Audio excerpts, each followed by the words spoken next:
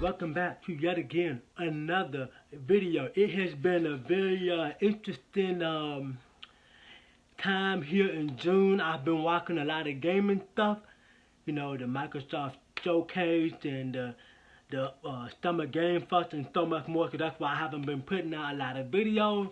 But anyway, so today I am here to talk about my top 5 favorite vampire film. Now this video is also going to be a shout out to my best friend John on Xbox. He said, I like the zombie video, now make a vampire one. Now I have a bit of a very strange roller coaster ride when it comes down to vampire films. It's because I don't like vampires anymore. You can blame this shit here. That shit right there is mad cringe when you look at it into today's standard. It kills the vampire vibe for me, but I still got a soft spot for it, you know. So every once in a while, if I'm in the mood, I like to put on a vampire film. But there's only one vampire film that I always go to. So with all that bullshit out of the way, let's dive into today's list. So to kick things off at number 5, we got Buffy the Vampire Slayer, the movie from 1992, the year I was born, by the way. But anyway, so yeah, Buffy the Vampire Slayer, the movie with Christy Swanson. It's a very interesting movie. You know, it's campy, it's goofy, it's silly, and it breaks all the rules of what you expect a vampire film to be. But it's kind of like more campy, and I wouldn't say style, but it's definitely one of them vampire films that don't age well, but when you watch it, you understand the campy and the vibe that the movie tried to go for. Because it came out in 1992, in the 90s itself, which was a weird little roller coaster ride for vampires and horror films in the 90s. And so this movie kind of fits the tone. This movie tells a story about a girl who quickly found out that she's a vampire slayer, and she has to protect her town from flesh-eating vampires, or blood-sucking vampires, if you will. So, now that you know the concept of the movie, let me just say this here. This is a very weird movie from start to finish. This movie has a very young David Arquette in it, and I would truly say David Arquette is a very interesting actor to me. Interested enough that certain roles that he takes on just kind of put a question mark above my head. Like, this guy doesn't truly care what type of role that he takes, he's just taking it just because he can, because he's David Arquette. But like I said, Buffy the Vampire Slayer from 1992 is so fucking campy and completely over the top. And I still like it. If I'm in the mood to watch it, I will watch it. Moving down from there, at number 4, we got Blade from 1998. This is a damn good vampire film. The vampire film is exactly what you would expect from a Marvel-like superhero movie. So Blade tells a story about a half vampire quickly found out that his town or his area or something like that is being surrendered and taken over by blood-sucking vampires. And he must do anything and everything in his power to take them all down. This here is a straight up, bloody, graphic, insane SOB of a vampire film. If you're looking for a bloody bloodbath, put on Blade from 1998 with Wesley Snipes. The reason I keep doing that because I love that meme when Wesley Snipes kills some of the vampires. He do that little meme. I love doing that. But yeah, if you're looking for something that's so insane, put this on, because this movie will have you on the edge of your fucking seat on how insane it is. Especially with the fight choreography. Oh my goodness.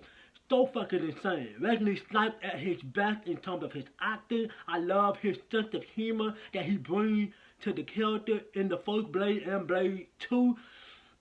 Boy, Blade Trinity.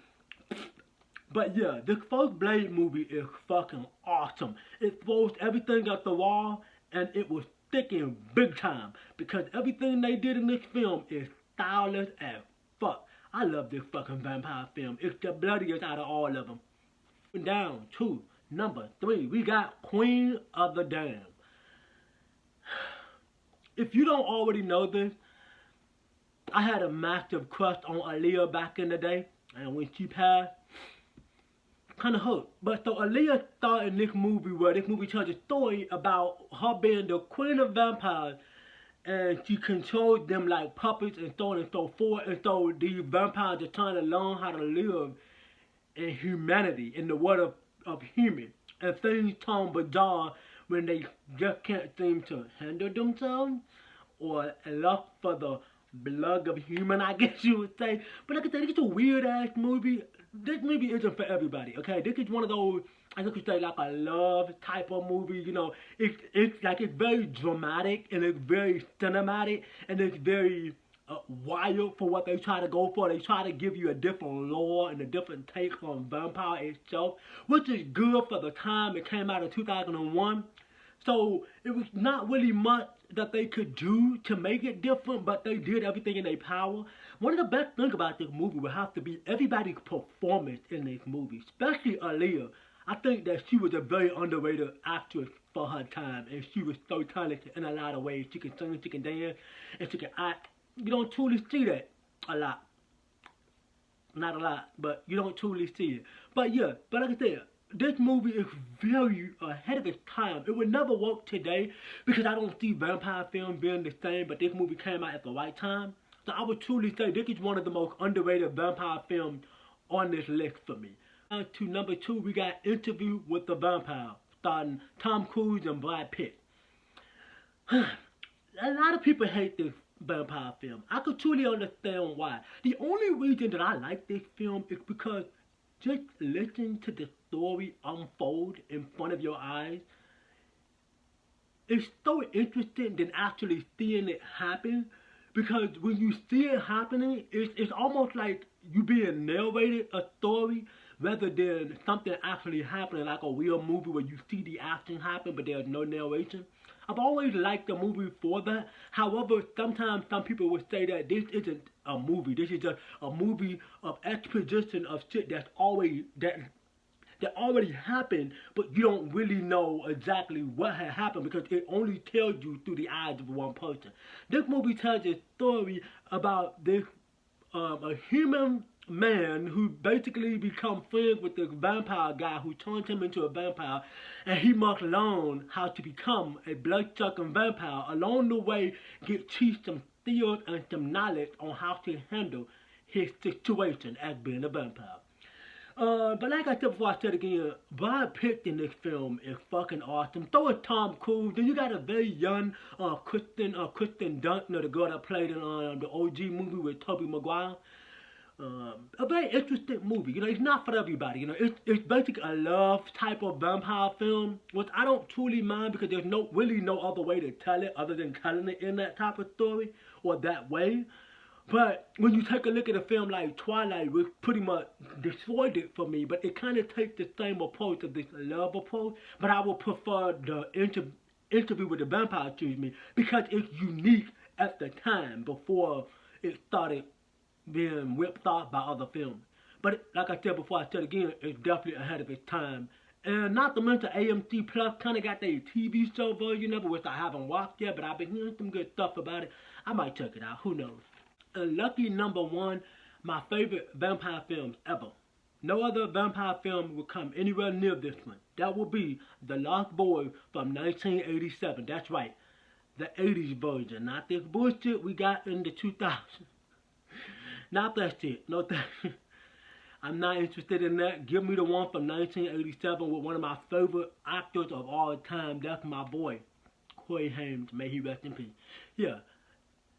The Lost Boys from 1987 is one of the most stylish vampire films you will ever see. Ever. But let me give you a little bit of plot, what the movie's about. This movie tells a story about a young brother quickly found out that his older brother has become a vampire. And he's going to do everything in his power to save his older brother. And if it takes for him to kill each and every other vampire, he's going to do just that. He gets some help alongside with the Fall brothers. And they're looking to do any means necessary. So, like I said before, I said again, it's a very stylish movie. I love the music, I love the concept, I love the look, the lore, and the different approach that they try to take on the vampire's lore. So in every other vampire film, in order enough to become a vampire, you have to bite them. But in this film, it's not about the biting. It's about the stuff that they're doing to get Michael to become a vampire. He drinks this little blood wine that could have made him become a vampire, which it does. Then he eats some food that is clearly not food because David is messing with him. It's more like psychological torture like. And so he said, hey Michael, hide this maggot. He said, what? Maggot, Michael. You eat a maggot, how do they taste? How are those maggots? Maggots, Michael. You're eating maggots, how do they taste? Love that line. It's one of my favorite lines in the whole fucking movie. And then Michael quickly realized that he eating maggots, so he dropped the fucking Chinese food. And then he looked down, they just noodles. And it, like I said, all that stuff is through psychological trauma. And for a vampire film to come out in 1987, which is completely ahead of its time, but came out at the right time, it's still very stylish for what they try to go for. I mean, just their entire wardrobe, their clothes. The 80s has some of the best wardrobe in the history of the decade, of any decade. It's so underrated if you don't know anything about the 80s lore, even some of the movies that came out of that decade. But yeah, The Lost Boys is the only vampire film that I can truly say to you right here, right now. It's the only vampire film that if I'm in the mood for some vampire film, this is the only one I watch, and it's the only one I need to watch. All the other shit that I just named is just filler, really. It's just filler. But I do like them, but they're just filler. It's just something there just to, you know, to give you more movies that I actually like. Like, in particular, vampire films, right? But anyway, that's gonna wrap up today's specific video. If you got any vampire film that you like, put them all in the comments. I'll be rating, I'll be watching. So with all that being said, if you want to get in touch with your boy, remember, social media link will always be in the description down below. And I hope to catch you HELLRAISERS in my next video. But before I let you go, make sure you consider dropping a like on the video, subscribe to the channel, and turn on that fucking bell notification so that way when I drop another lit video, you'll be the first ones to get it. And remember, my name is Tevin Johnson, and I love horror movies. And I'll catch you in the next video. Peace.